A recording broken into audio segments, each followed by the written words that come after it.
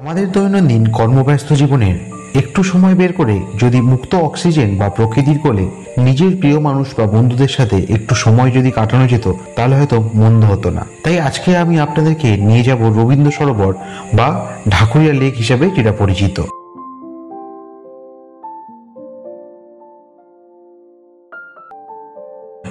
তবে এই লেকটিতে প্রবেশ করার জন্য অনেকগুলোই গেট রয়েছে। যে কোনো একটা গেট দিয়েই আপনারা খুব সহজেই এই লেকে প্রবেশ করতে পারবেন। তবে আমরা আজকে প্রবেশ করব এই লেকের 12 নম্বর গেট দিয়ে। আর যারা ভাবছেন নিজস্ব গাড়ি নিয়ে আসবেন, তাদের জন্য একেবারেই কোনো চিন্তার কারণ একেবারেই নেই। কেন, এই যে কোনো গেটের সামনেই রয়েছে ফ্রিতে পার্কিংয়ের কিন্তু ব্যবস্থা, যেখানে আপনারা নিজস্ব গাড়ি রেখে অনায়াসে এই লেকের মধ্যে প্রবেশ করতে পারবেন। আর পার্কে প্রবেশ করার সময় আপনারা গেটে দেখতে পাবেন অনেক সমাজ সচেতনমূলক নোটিশ কিন্তু এই পার্কের গেটে লাগানো রয়েছে। যেমন এই পার্কটা পুরোপুরি প্লাস্টিক জাতীয় দ্রব্য কিন্তু নিষিদ্ধ। তাই বাড়ির থেকে যদি আপনারা কোনো প্লাস্টিক জাতীয় বা চিপসের প্যাকেট, জলের বোতল ক্যারি করেন, তাহলে সেটা কিন্তু আপনাদেরকে ডাস্টবিনে ফেলে দিতে হবে।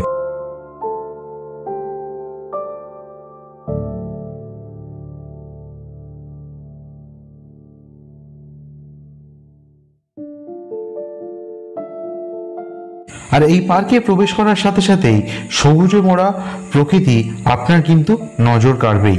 কিছুক্ষণের জন্য আপনার মনে হবে আপনি চলে এসেছেন এক নৈসর্গিক জগতে।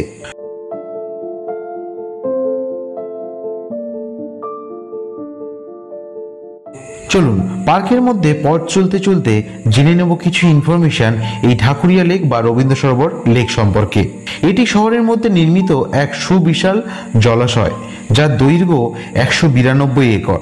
1920 সালে ক্যালকাটা ইমপ্রুভমেন্ট ট্রাস্ট এই পার্কটিকে বানায় এবং 1958 সালে কবিগুরু রবীন্দ্রনাথ ঠাকুরের নামে এই পার্কটির নামকরণ করা হয় রবীন্দ্র সরোবর লেক। এখানে এলে সর্বপ্রথম যেটা আপনার নজর কাড়বে সেটা হলো এখানে কিছু রয়েছে বৃহৎ আকারের 50 থেকে 60 প্রজাতির নাম জানা বা অজানা গাছ।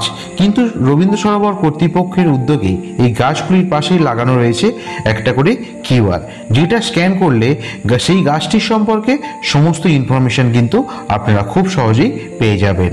আর পথ চলতে চলতে দেখা মিলল একদল খুদেরা কিন্তু বল নিয়ে নেমে পড়েছে মাঠে প্র্যাকটিস করার জন্য।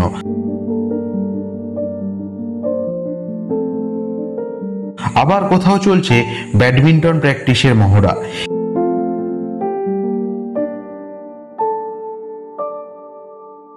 এইসব দেখতে দেখতে আমরা পৌঁছে যাব প্রথমে আজকের আমরা যেটা দেখব সেটা হচ্ছে এই চিলড্রেন্স পার্ক।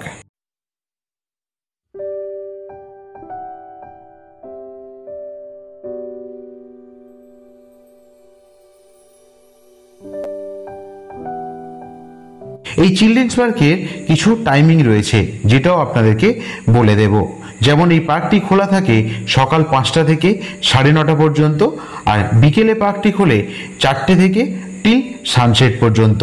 তাই আপনারা যদি ভাবেন আপনাদের বাড়ির বাচ্চারা এখানে আপনাদের বাচ্চাদের সাথে করে নিয়ে আসবেন, তারা কিন্তু একেবারেই বোর ফিল হবে না।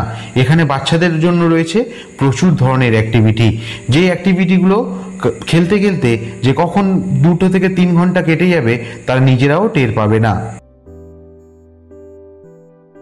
বাচ্চাদের সাথে সাথে এখানে চোখ পড়ল প্রাপ্তবয়স্কদের জন্য রয়েছে কিছু ফ্রি হ্যান্ডের এক্সারসাইজ করার ব্যবস্থা। এখানে কিন্তু প্রচুর লোকজন প্রত্যেক দিন সকালে মর্নিং ওয়াক আর ইভিনিং ওয়াক করার জন্য কিন্তু এই পার্কে এসে থাকে। যাই হোক, চিলড্রেন্স পার্কটা মোটামুটি আমাদের ঘোরা কমপ্লিট।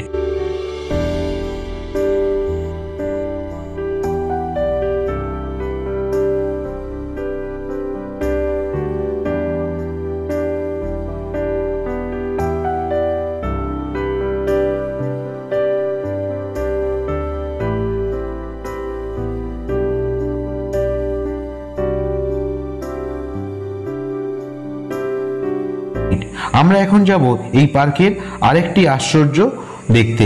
এই আরেকটি আশ্চর্য হচ্ছে দুর্গা মিউজিয়াম। তবে এই দুর্গা মিউজিয়াম দেখতে গেলে আমাদেরকে পৌঁছাতে হবে লেকের অপর প্রান্তে। তাই আমি লেকের পাড় ধরে বিভিন্ন প্রাকৃতিক সৌন্দর্য দেখতে দেখতে এগিয়ে চললাম দুর্গা মিউজিয়ামের দিকে।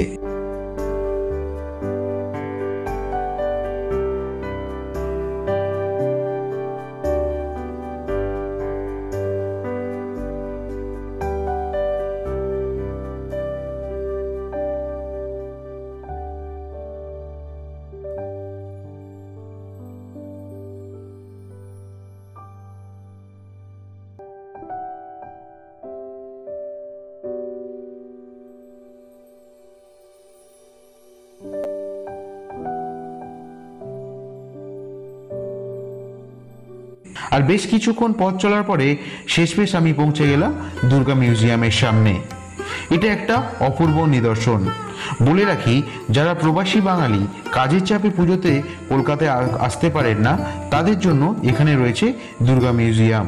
তাই বছরের যে কোনো সময় আপনারা এখানে আসতে পারবেন আর দেখতে পাবেন বিভিন্ন ক্লাবের অ্যাওয়ার্ডপ্রাপ্ত সমস্ত প্রতিমা এখানে রাখা রয়েছে।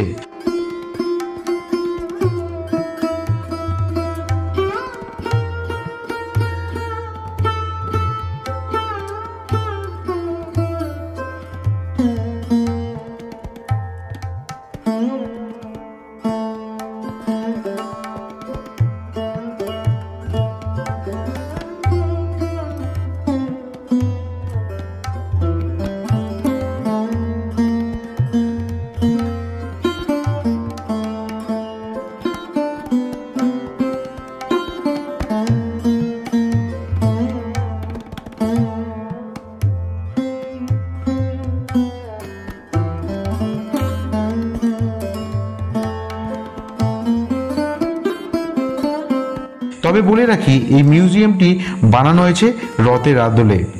আর এই মিউজিয়ামের গায়ে রয়েছে পুরো টেরাকোটার কাজ, যেটা কিন্তু কিছু সময়ের জন্য আপনার নজর কাড়বে। চলুন ভিতরটা একবার ঘুরে দেখি। খুব সুন্দর করে সাজানো হয়েছে, পুরো প্রতিস্থাপনাটি সাজানোর চেষ্টা করা হয়েছে। তবে শুধু বলে রাখবো, এর ভেতরে যদি একটু এক্সস্টের ব্যবস্থা থাকতো বা ফ্যান লাগানো থাকতো, তাহলে মনে হয় মানুষ বেশ কিছু সময় এখানে টাইম স্পেন্ড করতে পারতো।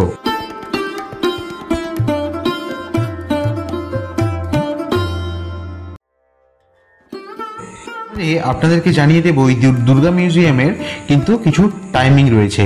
এই দুর্গা মিউজিয়াম প্রত্যেক দিন সকালে খোলা হয়, সকাল 7টা থেকে 10টা পর্যন্ত, আর বিকেল 3টে থেকে সন্ধ্যা 7টা পর্যন্ত।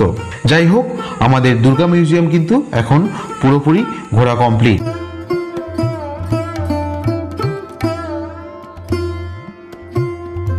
আর এখন পশ্চিমে কিন্তু সূর্য ধীরে ধীরে অস্ত যেতে শুরু করেছে, তাই এখন বাড়ি ফেরার পালা। তাই লেকের পাড় ধরে চললাম বাড়ির দিকে। আর এখন আমি শেয়ার করব এই পার্কটির টাইমিং কি রয়েছে। এই পার্কটি কিন্তু প্রত্যেক দিন সকালবেলা 5টার সময় খুলে যায় আর মোটামুটি রাত 8টা পর্যন্ত খোলা থাকে। তবে আপনাদেরকে বলে রাখি, এই পার্কে আসার জন্য কিন্তু আপনাদের কোনো টিকিট লাগবে না। আপনারা বিনা পয়সায় এই পার্কটা সুন্দরভাবে ঘুরে দেখতে পারবেন।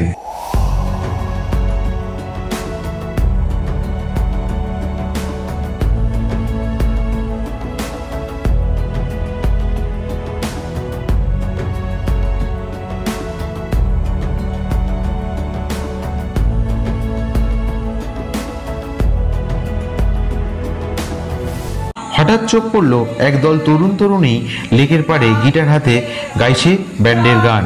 চাইলে আপনি একটু দাঁড়িয়ে সুরে সুর মেলাতেই পারেন।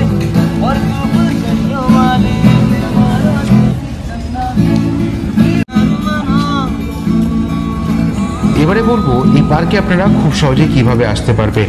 এই পার্কে যদি আপনারা ভাবেন ট্রেনে আসবেন, তাহলে কিন্তু সবচেয়ে নিয়ারেস্ট স্টেশন কিন্তু লেক গার্ডেন্স। লেক গার্ডেন্স ছাড়াও আপনারা এখানে বালিগঞ্জ বা ঢাকুরিয়া যে কোনো একটা স্টেশনে নেমে কিন্তু আসতে পারেন, কিন্তু তাতে একটু আপনাদের সময় বেশি লাগবে। আর যদি ভাবছেন মেট্রোতে আসবেন, তাহলে সবচেয়ে একদম নিয়ারেস্ট স্টেশন হচ্ছে রবীন্দ্র সরোবর মেট্রো স্টেশন। আর যদি ভাবছেন আপনারা বাসে আসবেন, তাহলে নিজের জায়গা থেকে, নিজের এরিয়া থেকে আপনি বাস ধরে নিন। সেই বাস ধরে আপনি চলে আসতে পারেন গোল পার্ক, আপনি গল্ফ গ্রিন বা রবীন্দ্র সরোবর, যে কোনো জায়গাতে নেমে খুব সহজেই কিন্তু এই লেকে প্রবেশ করতে পারবেন। তাহলে আজকে ভিডিও এই পর্যন্ত। আশা করছি ভিডিওটা আপনাদের ভালো লেগেছে। ভালো লাগলে অবশ্যই লাইক, কমেন্ট এন্ড শেয়ার করতে ভুলবেন না। আর আমার চ্যানেল নতুন হয়ে থাকলে চ্যানেলটিকে সাবস্ক্রাইব করে পাশে থাকা বেল আইকনটিকে অবশ্যই প্রেস করে নেবেন এরকম ইনফরমেটিভ ভিডিও পাওয়ার জন্য। তাহলে আজকে ভিডিও এই পর্যন্ত। Bye bye.